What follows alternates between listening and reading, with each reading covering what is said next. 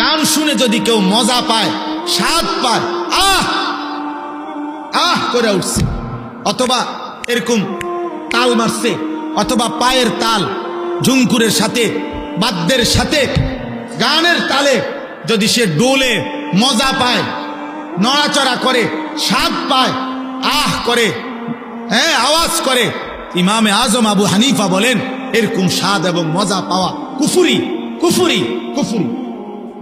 তাইলে দোস্ত, হতে পারে গান, হতে পারে বাদ্য, এই গায়িকা, এই নর্তকী একদিন তোমার ঈমান হারা করে কবরে পাঠায় দিবে, কবরে পাঠায়।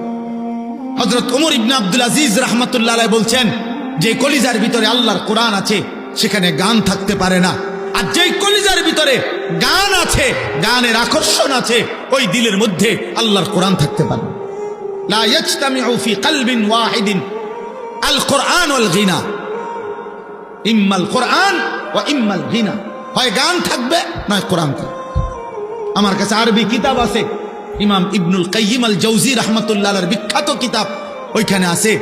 তিনি বলছেন যে পূর্ববর্তী জামানায় এমন ব্যক্তি এই পৃথিবীতে অতিবাহিত হয়েছে, নাউজুবিল্লাহ, আজীবন গান আর বাদ্যের সাথে, নৃত্য আর নারীর সাথে যার জীবন কেটেছে, খোদার কসম কিতাবে লিখছে, আরবি কিতাবে, যে মৃত্যুর সময় ওই নাফরমানকে বলা হয়েছে কুল লা ইলাহা ইল্লাল্লাহ মুহাম্মাদুর রাসূলুল্লাহ, কালেমা পড়তে তাকে যখন বলা হয়েছে অহুয়া ইউরাদ্দিদু আবিয়াতাম মিনাল আগানি, তখন সে তার সারা জীবনের গানের বাক্যগুলো কেবল দোহরাইতেছিল।